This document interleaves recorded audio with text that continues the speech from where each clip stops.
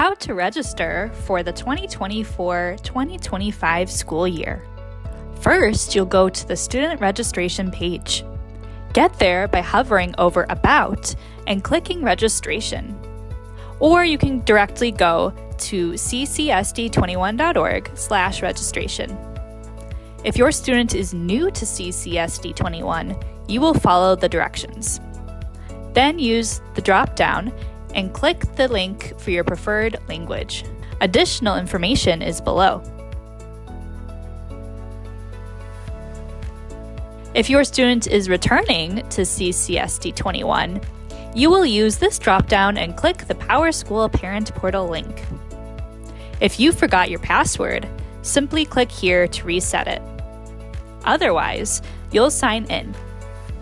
Click the student you want to register and click the button here that says 2024-2025 Returning Student Registration. You will check the box and click this button to complete the forms. Please call your school's front office if you have any questions.